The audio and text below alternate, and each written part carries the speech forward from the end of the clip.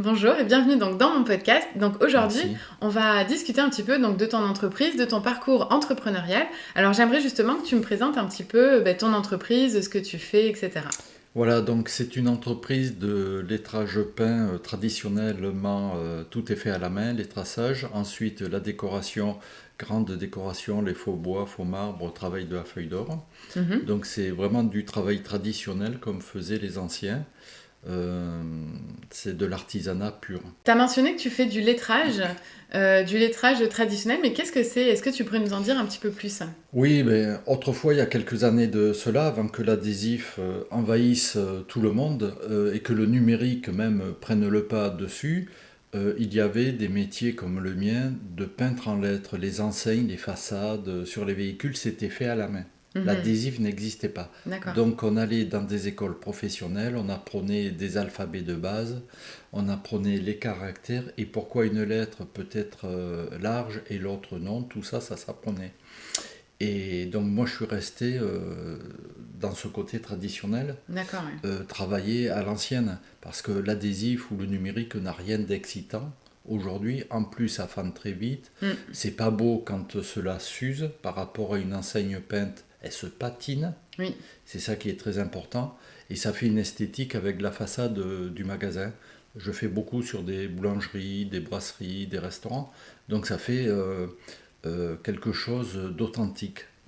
Effectivement, c'est vrai, tu parlais d'usure en fait, et c'est vrai que la lettre peinte comme à l'ancienne, avec donc des pinceaux et de la peinture tout simplement, en termes de durabilité, ça tient hyper longtemps. Alors ça tient beaucoup plus longtemps. Ensuite de cela, moi je travaille souvent la feuille d'or sur les panneaux, sur les façades, avec de la lettre peinte. Et je mets plusieurs couleurs. Parce que le problème qu'on a aujourd'hui dans nos villes modernes, c'est que tout se ressemble. Mhm, Vous passez dans des grandes artères, les enseignes se ressemblent. mhm, Il y a le titre de l'entreprise qui est là, il n'y a qu'une couleur, pratiquement. mhm. C'est dommage. Et avant, c'était de la lettre décorative. Et oui, Donc, on embellissait la façade et on embellissait ben, l'esthétique du magasin, de ce que vendent les gens. Actuellement, je discute beaucoup avant de faire une réalisation pour connaître les produits qu'ils mhm. vendent, l'amour qu'ils ont de leur métier, les couleurs. Tout ça, c'est très important à connaître l'éclairage du magasin, soit à Oui. l'intérieur, parce que je peins aussi bien à l'intérieur qu'à l'extérieur. Tout ça fait que après, je réalise, si je peux dire à la lettre, des choses particulières pour Mhm. chaque Oui, client. oui, C'est oui, très oui. important. Moi, toutes mes enseignes ou tous mes décors sont totalement différents Oui, d'un client à l'autre. C'est toujours de la peinture, mais c'est jamais pareil. exact. Parce qu'on est devenu dans des sociétés uniformisées. Mhm. Et c'est un peu dommage. Exact. Donc toi, tu proposes vraiment la personnalisation, donc que ce soit du décor, de la lettre peinte, pour vraiment avoir une image de marque particulière et pas qu'on se ressemble tous. Donc Oui, ça, c'est quand même assez intéressant justement, mais pour les entreprises qui veulent avoir un cachet particulier, peuvent faire affaire à ils tes peuvent services. m'appeler, tout à fait. Et c'est un plaisir de le faire. Ah mais c'est vraiment très intéressant comme métier. Donc c'est un vieux métier. Et comment t'es venue cette idée justement de te lancer à ton compte parce que ça fait plusieurs années également que tu Alors travailles. ça doit faire, oui, moi dans le métier d'abord j'y suis né puisqu'on est toute une lignée de peintres en lettres chez nous et de décorateurs. Moi je suis la cinquième génération et à mon compte, oui, parce que j'ai voulu garder le côté traditionnel. J'ai deux frères aînés qui sont peintres en lettres et décorateurs, mais ils se sont développés aussi plus en sérigraphie, ils ont suivi la modernité. Moi j'ai voulu garder l'authenticité des choses. C'est-à-dire les anciens travaillaient comme ça, je me suis dit mais c'était les meilleurs. Donc oui, continuons malgré tout l'adhésif, l'inondation d'adhésifs que nous avons malheureusement partout. Donc je me suis dit ben là je vais faire l'atelier de l'artisan pur laine comme j'aime bien le mentionner. D'accord. Voilà. Donc la valeur de l'ancien, la valeur des Ah, tout traditions, à fait. c'est quelque chose Très qui est important importante. pour toi. Oui. Donc est-ce que ça a été ça l'élément déclencheur qui a fait que tu t'es dit, bah là, ça y est, je me lance à mon compte, je quitte l'entreprise familiale? Oui, c'est ça, parce qu'on était. Alors, c'était intéressant. L'entreprise familiale, ça m'a appris beaucoup à travailler en groupe, mais ça devenait trop petite industrie. Mhm. Et ça se détachait de ce que j'aimais. petit à petit, je voyais m'écarter du vieux métier, des vieux métiers. Et je me suis dit, non, non, il faut garder ça, il faut conserver ça. Et oui, ça a été un élément déclencheur. D'accord, ouais. Et j'aimerais justement revenir un petit peu sur ton parcours entrepreneurial. Donc, tu disais que c'est un métier de famille qui s'est transmis de génération en génération, mais aussi tu as vécu à l'étranger et il y a eu plusieurs aléas justement dans ton parcours d'entrepreneur. Et je trouve ça intéressant de faire aussi venir des entrepreneurs dans le podcast qui ont énormément d'expérience. Comme ça, on peut s'inspirer aussi de ton parcours, comment tu t'en es sorti. Alors, est-ce que tu voudrais bien nous faire comme un petit résumé donc depuis le moment où tu as appris jusqu'à aujourd'hui? Alors, pour être bref, j'ai appris chez un collègue à mon père, parce que déjà, quand j'étais jeune ouvrier, jeune apprenti d'abord, il y avait mes deux frères qui travaillaient avec le père, il y avait un ouvrier, donc j'aurais eu sûrement le père comme patron et deux frères, donc il m'a expédié ailleurs pour apprendre un métier Oui. sagement. Je ne suis pas devenu le commissionnaire, donc j'ai vraiment appris le métier chez une personne très qualifiée, aussi bien dans le lettrage que dans la décoration. Donc ça a été excellent. Ensuite, je suis venu travailler en famille quelques années. Je disais donc ensuite, je suis venu travailler en famille. Donc il y avait le père, les deux frères, un ouvrier et moi. Et tous les jours, on faisait du décor sur des manèges de forêt, des façades, mais tout se faisait à la main à l'époque. Ensuite, donc ces quelques années passées avec eux, je suis parti à l'étranger travailler. Au Canada années. Toujours, oui, à Montréal même au Canada, exact, toujours dans le métier de lettrage. Et quelques années après, j'ai dû rester 11 ans, je suis rentré en France, je me suis remis avec eux. Alors les frères avaient beaucoup grossi l'entreprise par rapport, et c'était industrialisé. Voilà, comme il y avait combien d'employés à peu près? Une dizaine. Une dizaine d'employés Donc quand là, même. ça commence à faire beaucoup. Alors j'étais à la fois technicien, j'étais représentant, j'allais sur le terrain, Oui. voilà. Mais c'est vrai que le métier de la lettre commençait à diminuer. On faisait de l'adhésif, on faisait de la sérigraphie. Et comme je disais tout à l'heure, donc j'ai travaillé à peu près 9 ans avec eux. D'accord. Et après, je me suis mis à mon compte pour dire de garder traditionnellement ce que j'aimais le plus. Parce que comme je disais, l'adhésif, c'est pas excitant. Et puis aujourd'hui, malheureusement, tout le monde en fait. Oui. Donc je leur laisse. Voilà. Et moi, je fais des choses particulières. Je travaille beaucoup dans des châteaux bordelais. Je travaille d'abord dans plusieurs départements en France. On m'appelle un peu partout, donc je pars 8 jours, 15 jours, pour des choses très particulières, que ce soit du décor ou du lettrage à faire. Oui, effectivement, quand tu es revenu en France, tes frères, tu disais, ça t'était beaucoup industrialisé, mais ils se sont aussi adaptés certainement à la demande et au marché actuel. Et l'opportunité que tu as pris quand tu as quitté ton entreprise, c'est justement la revaleur de l'ancien.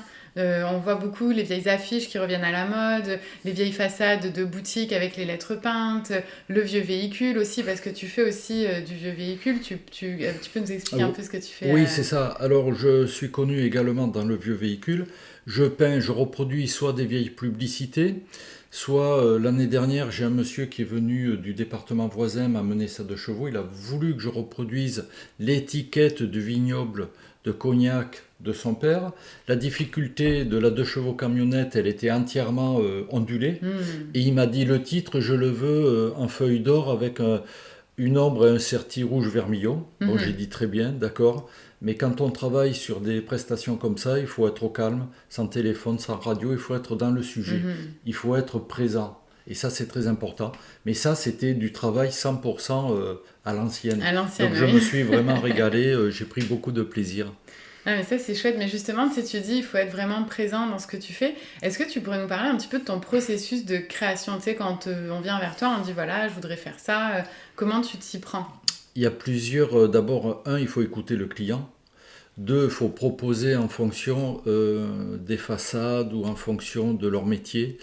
J'ai beaucoup de boulangers qui m'ont fait travailler dans le milieu de Bordeaux, et notamment des jeunes boulangers qui travaillent à l'ancienne, avec des farines locales, bio, etc.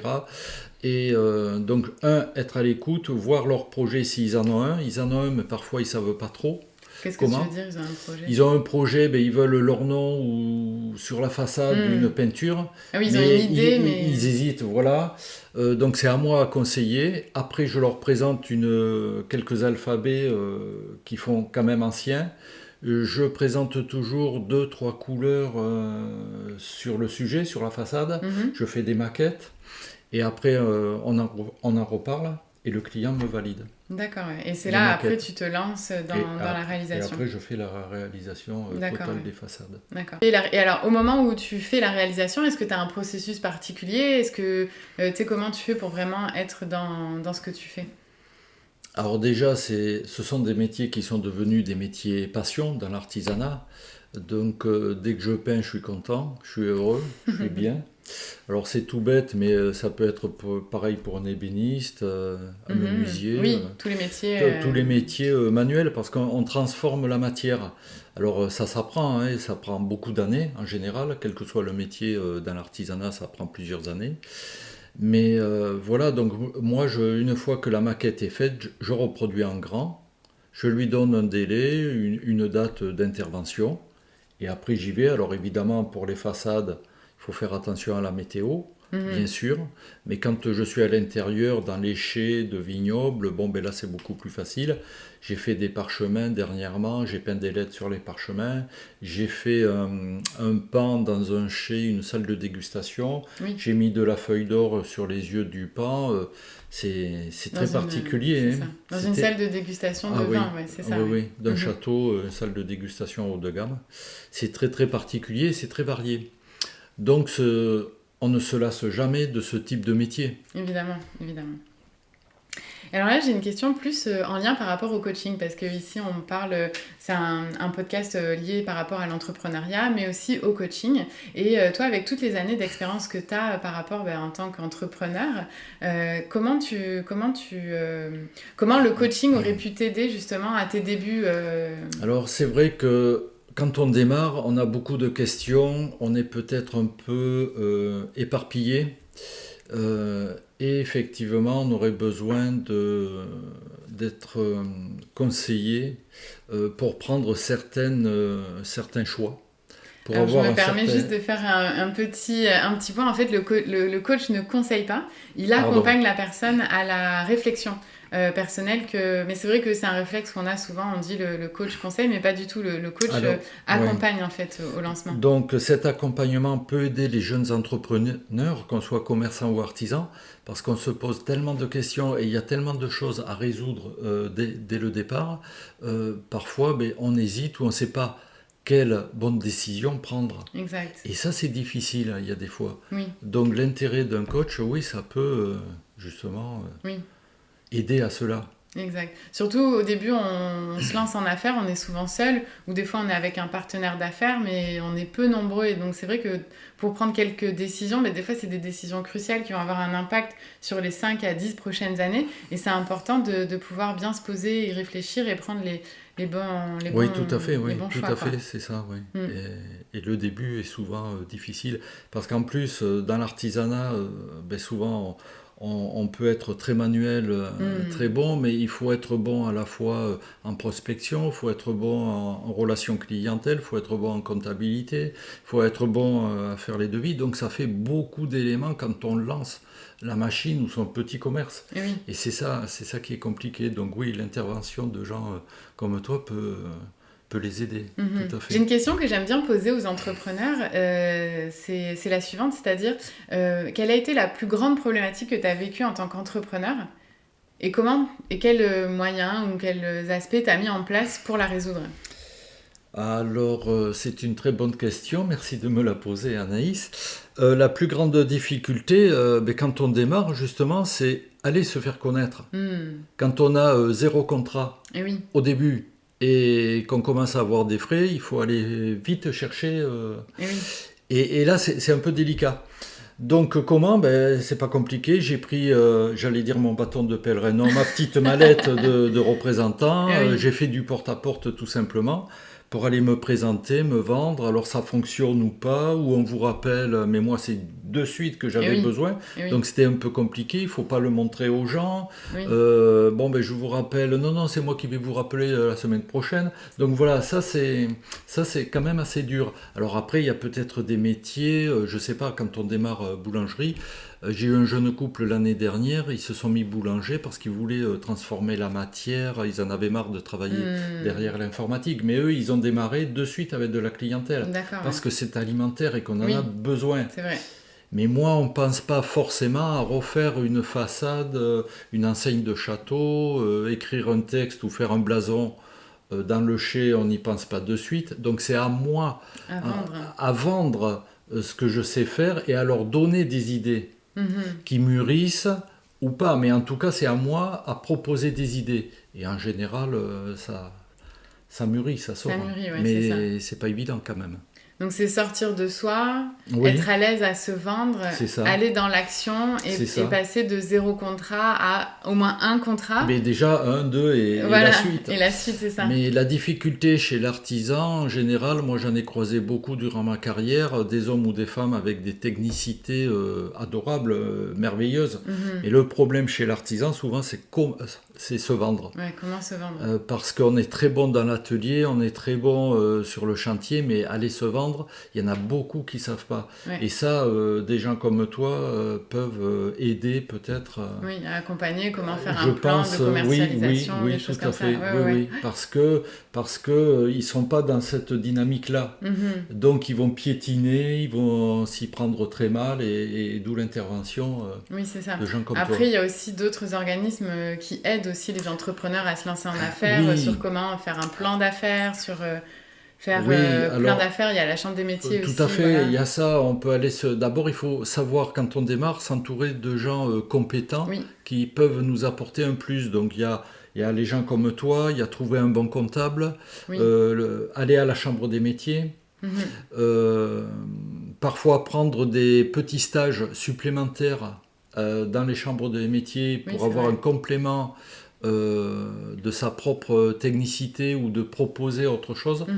Moi j'ai appris la Oui. feuille d'or en famille dans l'enseigne, c'est ce qu'on appelle la feuille d'or collée à la miction. Mhm. Et j'ai fait un stage dans la chambre des métiers parce que je voulais apprendre la feuille d'or à l'assiette pour les statuts d'église que je rénove. D'accord, oui. Et ça c'est totalement différent, ça n'a Notre rien à voir. technique, ouais. Et les chambres des métiers aident Mhm. également. Ça, c'est un bon point de pouvoir aussi s'entourer soit de gens de d'autres domaines pour compléter son cœur d'activité ou alors C'est pour ça, aller chercher d'autres stages pour compléter et diversifier en fait sa gamme de produits au final. c'est ça, tout à fait, oui, oui. Mhm.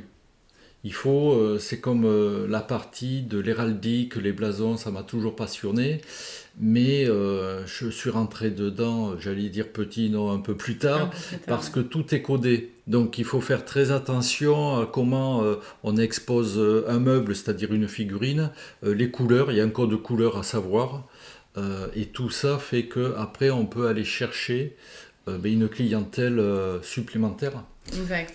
pour les métiers que l'on aime. Exact. Et puis tu reproduis des blasons déjà existants, admettons de famille, de château, mais t'en crées aussi.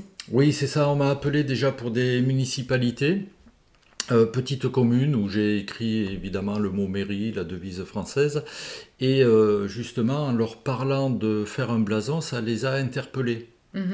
Ça les a interpellés tellement bien que un soir, nous étions une quinzaine de personnes, les élus, la mairesse, moi, et je posais toutes les questions et je notais l'histoire du village, s'il y avait eu des faits d'armes, tout ça.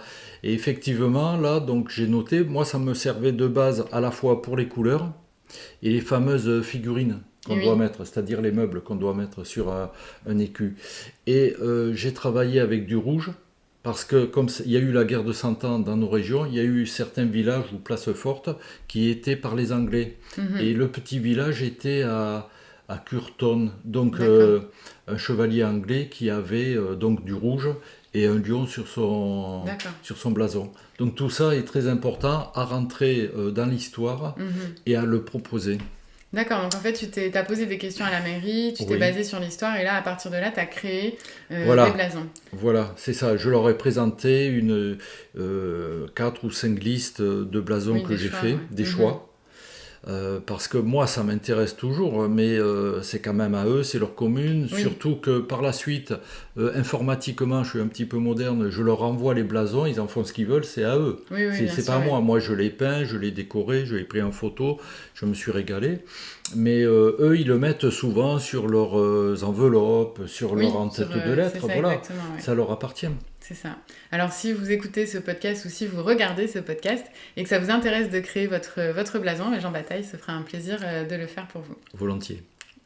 Alors, dans ton processus, j'aimerais juste revenir un petit peu sur ton processus au niveau de l'entrepreneuriat. Donc, tu as évolué, il y a eu plein de péripéties aussi dans ton parcours d'entrepreneur. Tu nous en as parlé un petit peu, l'entreprise familiale, le Canada, le retour, finalement ta propre entreprise. Mais qu'est-ce qui te permet de rester motivé malgré tous ces changements et les difficultés que tu as pu vivre? Ah, mais chère Anaïs, c'est la passion. La passion? La passion du métier. Parce que là, c'est des choses extraordinaires. Dans Oui, l'artisanat, moi j'ai vu des femmes et des hommes, mais ils faisaient des choses magnifiques. oui, Mais comme les anciens. C'est ça. Donc on peut pas. C'est devenu physique. Quand on peint ou qu'on sculpte, on vibre. Je veux dire, quand j'ai peint le pan dans le château. dans le château, dans le chai, j'étais dans l'instant présent, mais il y avait des fois, j'avais des frissons aux bras, aux avant-bras. Mais c'est ça, je veux dire, on est la suite du pinceau. Et Le oui, bras, la main, c'est la suite. On fait qu'un avec le sujet. et oui, Et c'est ça. Mais c'est des instants uniques. et oui. Il faut. Et oui, c'est précieux ces moments-là. Donc c'est Mais vraiment cette oui. passion qui t'anime et qui fait que malgré peu importe les difficultés que tu as vécues, Mais je traverse les difficultés. tu les traverses, tu les enjambes, les Mais oui, difficultés. il faut y aller. Mais on a des résultats. Alors c'est vrai que parfois il y a des chantiers compliqués dans tous les métiers, des chantiers durs.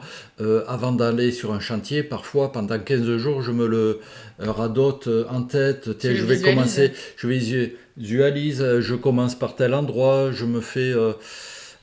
voilà, et ça c'est très très important. Parce Mhm. que quand on arrive sur un chantier, il y a deux choses qui sont très importantes. C'est à la fois la technicité et à la fois l'organisation. Oui, tout à fait. L'organisation, c'est 50% du chantier réussi. Mhm. Ouais, ouais, tout à fait. Et ça, c'est très important. Mhm. Mais c'est passionnant. Et oui, la passion. Donc Ouais. la passion qui t'anime au travers Ah oui, oui, des oui. années. Ah ouais, tout le temps. C'est ça qui est très bien. C'est ça qui est très bien. Et alors justement, pour admettons un entrepreneur qui nous écouterait aujourd'hui, ou quelqu'un qui souhaite se lancer en affaires mais qui hésite, quel conseil tu donnerais à cette personne-là? Alors déjà, qu'ils connaissent quand même le métier, avant de démarrer à son compte, qui démarre pas, qui fasse pas un stage de 3 mois et qui démarre, parce que là c'est très compliqué, il va tomber sur des chantiers compliqués à résoudre, qu'il essaie de tourner avant chez des professionnels, D'accord. qui se fasse aider avec les chambres de métier ou les chambres de commerce, Mhm.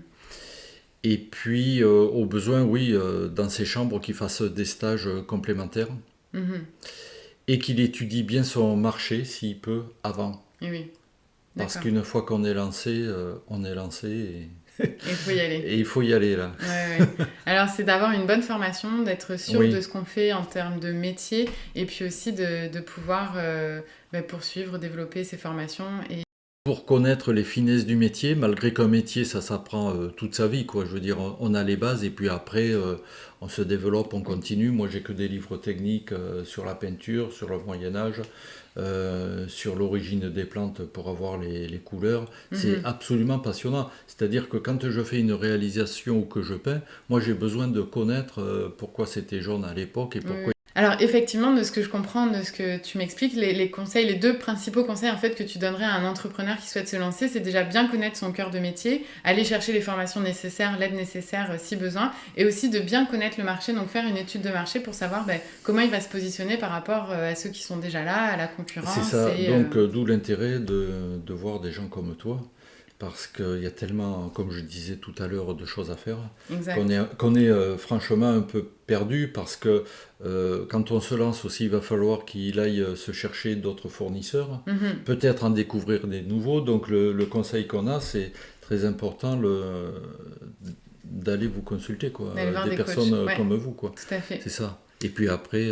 Alors en fait, de t'écouter parler, c'est vraiment hyper intéressant. Ça donne vraiment envie de se lancer en affaires et malgré les difficultés, tu as toujours poursuivi. Oui. Donc c'est vrai que c'est... Parce qu'en fin de compte, quand on est petit commerçant ou artisan, on peut traverser des déserts, franchir des montagnes, mais il faut continuer quand même. C'est ça, exactement. Il ne faut pas s'arrêter à la première montagne à franchir. À la première difficulté. Parce que de l'autre côté, on trouve une vallée magnifique et là, on a des contrats... somptueux. Mais ça, c'est vrai, c'est un bon truc que tu dis parce que tu sais, des fois, on peut avoir tendance à vouloir lâcher avant le dernier effort ultime. Tu sais, c'est un peu comme l'athlète à la dernière ligne droite. Il pourrait lâcher et abandonner, mais en fait, le fait de poursuivre son effort et de continuer jusqu'au bout, ben parfois, en fait, on est là, on est arrivé, on est à la ligne d'arrivée. Et Alors déjà, la satisfaction d'avoir pu arriver, avoir pu franchir la dernière étape et finir, rendre le client satisfait. Après, ça peut vous faire connaître d'autres clients, il peut parler de vous, développer. C'est très, très, très important. En fin de compte, il ne faut pas lâcher. Exact, jamais lâcher. Pratiquement jamais. On arrive bientôt à la fin de l'émission. J'aurais juste 2 petites questions pour toi. Si ceux qui nous écoutent ont envie de travailler avec toi pour refaire une enseigne, un vieux véhicule, un blason ou que sais-je encore, tu es un artiste aux multiples facettes. Alors comment ils font ? Donc déjà, ceux qui sont en métropole, ils peuvent m'appeler par le portable.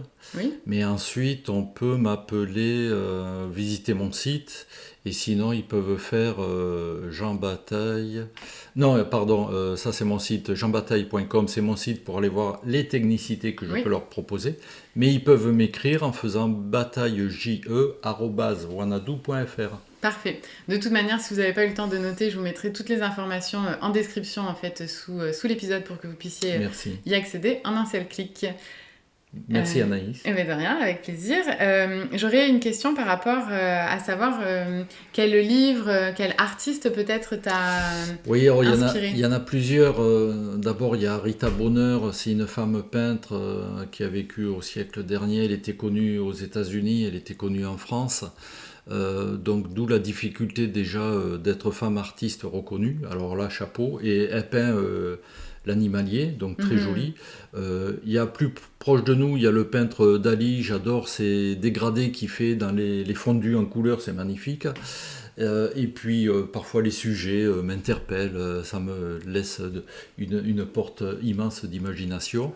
Et puis aussi sur un plat technique sur Bordeaux de l'époque de mon père, il y a eu Philippe Dacosta, un très bon peintre en lettres qui a fait un très joli livre technique qui peut aider des gens qui s'intéressent à la lettre.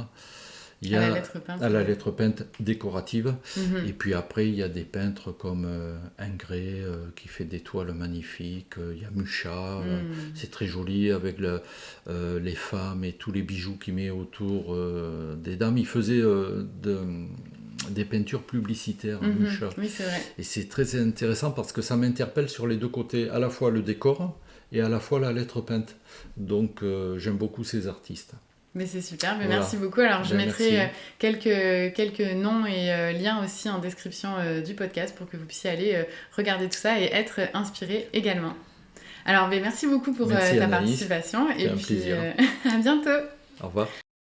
Merci pour votre écoute. On se retrouve ici tous les premiers lundis du mois. Abonnez-vous pour ne rien manquer, c'est gratuit et ça, c'est plutôt cool. Et en attendant le prochain épisode, consultez mon site internet alloanaïs-coaching.com et rejoignez-moi sur Instagram, YouTube et Facebook sur mon compte Allo Anaïs. À bientôt.